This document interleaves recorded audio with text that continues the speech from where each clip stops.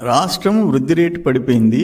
ఖజానాకు రావాల్సిన ఆదాయం పక్కదోవన పడుతుంది. Ministry of statistics and programme implementation committee నివేదిక ఇచ్చింది. Ministry of statistics and programme implementation వాళ్ళు ఇచ్చిన రిపోర్ట్ లో ఏపీ 8.21% గ్రోత్ రేట్ లో ఇండియాలో సెకండ్ ప్లేస్ నిలబడింది. ఫస్ట్ ప్లేస్ లో తమిళనాడు 9.69%. 10-11 నెలల్లో సాధించిన విజయం ఇది. నువ్వు అసలు గ్రోత్ రేట్ ఘోరంగా పడిపోయిందని చెప్పి మాట్లాడితే ఎట్లా? ఎందుకు ఇంత పచ్చబద్దాలు? మాకు అర్థం కావటం లేదు. జగన్మోహన్ రెడ్డి ఒక ముఖ్యమంత్రిగా పనిచేసినోడు ఇంత స్థాయి దిగజారి మాట్లాడటం అవసరమా అంట? 2.5 hours విషయం కక్కుతుండవు. మేము వచ్చి 11 నెలలైంది. 5 నెలలు నీ విధ్వంస పాలన, రాష్ట్రాన్ని వ్యవస్థలని సర్వనాశనం చేసినోడివి నువ్వు. వాటన్నిటిని కవర్ చేసుకొని ట్రాక్ లో పెట్టిన ప్రభుత్వం కూటమి ప్రభుత్వం, చంద్రబాబు నాయుడు గారి అనుభవం, దానికి ఇంత పచ్చబద్ధం చెప్తే ఎట్లా?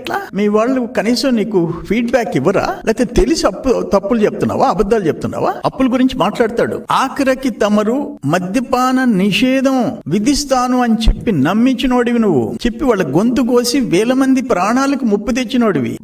మా వాళ్ళు ఇన్ని సంవత్సరాలు తాగుతారని చెప్పి మరో 10-15 సంవత్సరాలు తాగుతారని తాకట్టు పెట్టినోడివి. మద్యపాన నిషేధం అని చెప్పి ఇంకా 10 ఏళ్ళు తాగుతారు అని ఆ అప్పులు ఎవరు కడుతున్నారు? ఆ మద్యం తాకట్టు పెట్టిన లిక్కర్ మీద, తాకట్టు పెట్టిన అప్పుల మీద వడ్డీ ఎవరు కడుతున్నారు? నువ్వు 3 లక్షల చిల్లర 60,000 కోట్లు అన్నారు.